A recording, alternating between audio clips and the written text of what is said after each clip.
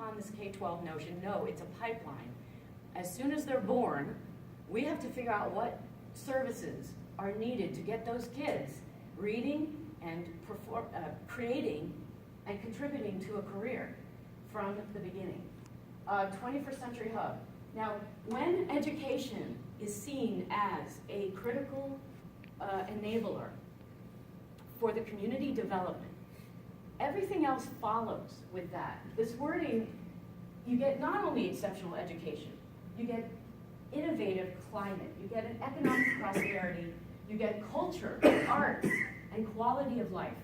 One of the big challenges that Sarah LaFrance, thank goodness she's now on the Board of Regents, she has a very vivid vision that I concur with exceedingly, which is that when we want to attract growth in a way that is healthy, that keeps our quality of life, that we don't have traffic jams every morning and night as we're trying to commute, that we have a healthy, beautiful, culture vibrant that attracts people but also keeps them here.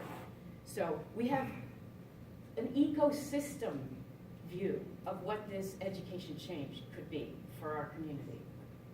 Students who are all thriving to their potential as individuals, into their potential, not what we think they should do or what industry they should go to, but what service and art form they are most suited and passionate to provide. We have community members, every one of which is involved in some way with the support of the system, whether that's fiscal sponsorship. My vision is that every one of us and every one of working people in this community, every retired person says, I want to mentor one person, one student. And it could be mentoring in the personal coaching, the way the Boys and Girls Club mentors are, or moreover, sort of coaching them through their life path development. Who are they? Who are they meant to be? Give them project support, come to the schools and coach them around what kind of career paths are available, provide internships, apprenticeships. That's the kind of really hands-on engagement we're going to be looking for here in this system. And finally, educators. They need to be passionate about what they're doing. They need to be unleashed to their potential. Right now, they're hamstrung through standards and through regimented how things have to happen in the classroom. We are going to unleash them to work together, co-creatively, and be able to be in a position of coaching individual kids. Not sitting in front of 30 kids and trying to differentiate miraculously through all those kids. It's just not humanly possible. Teachers have an impossible task today. We can transform how that happens by personalizing education. So these, I'm not going to go through these in detail, but this is a sampling of what the transformation of education looks like. And to be honest, we are 15 years behind doing these types of things compared. I just got back from, Priya and I just got back from a conference called INACO. Everyone gets together and talks about how education is changing. Well, these are what's happening, and we need to start the pilots now to be able to get it. Personalized learning. Every student is learning at their own rate and pace on their own unique pathway. How are they doing it? Competency-based, meaning they progress when they're ready and demonstrated mastery, not when they've sat in a seat in a classroom for a year, and checked that off. And none of this minimum requirement. Mastery in skills, competency, and disposition for success, habits of success, persistence, self-growth mindset.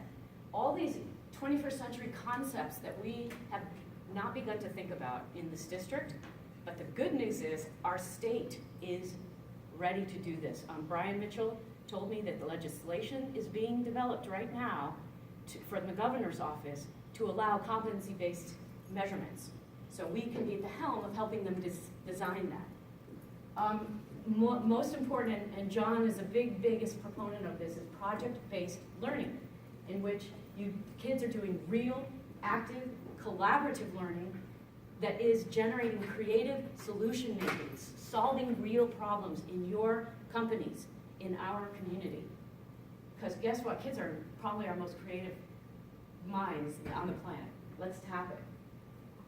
Community engagement, what I said before, get everybody involved in mentoring and providing those projects and supporting development. And underlying all of that is today's technologies can now do amazing things for our kids.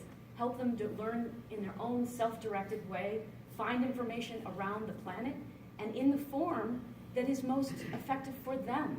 So they go out and have the autonomy and the self-agency to really choose how they're going to learn. And then not only that is, we want them to be ready for high-tech jobs and communicate and how do you say it, like masterful communications.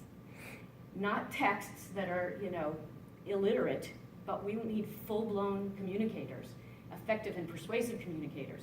Technology provides the forum and the backbone to allow every single one of these and develop the skill sets that they can get $60,000 jobs right out of high school if they have the training while they're in high school. So this is a sea change of how education happens.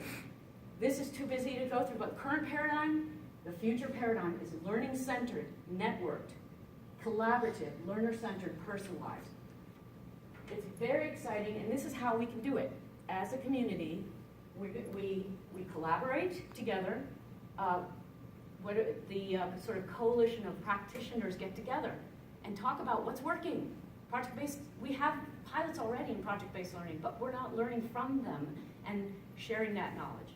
We have STEM-based programs that are great. My son's in one at Galena, and it's great, but there's only a small fraction of kids that get exposure to STEM styles of learning. So what do we need to do? Incubate those new creative solutions, study them, demonstrate them, pilot points, and then have all the teachers and leaders come see how they're working so that they can then pick it up and do it in their schools. And advocacy for change. We absolutely need to redesign the strategic plan for Washoe County, and we are the ones who can help them do it. So, advocate for change. And then the last thing I wanted to wrap up with was, here's the team of people that we're building. We have Melissa Burnham over at UNR College of Education who wants to be part of this, and then we're working on talking with Mark Johnson is excited about the possibility of kind of maybe spearheading hosting something like this. We have Pat Hickey, although he didn't get elected to the Nevada Board of Education, he's on the board of a new charter school that's starting up in Washoe next year. There's 2 new charters starting up. We want to bring those innovative ideas to the table. Katie Simon is probably our strongest advocate right now for this kind of innovative change. We have Chris Howard with the Entrepreneurship Center is supportive, and Patrick Gavin at the Charter School Authority. So we've got growing numbers of people every day. We're talking with more DRI last night with Bill, what's the director of DRI? Help me. Anyway, he's like, this sounds exciting. Let's get home. So here's what we need from you all. We're looking for a solid home nonprofit umbrella under which the Education Innovation Collaborative could be hosted. And UNR is a little tricky. We're not sure that's the perfect place. Funding sponsors. We want a corporate sponsor. Is it Apple? Is it Switch? Is it Tesla? Is it, who do we tap to be an underwriter for this collaborative? We want board members on each of those teams that I showed earlier. We want team members on each of those teams leading up our community. Well, John's going to do community of practice. We're going to do some initiatives. We need pilot project managers, that type of thing. We need policy advocates. We need mentors, as I said before. So please let me know, first of all, what your questions are, and if you're willing to help out on this massive undertaking.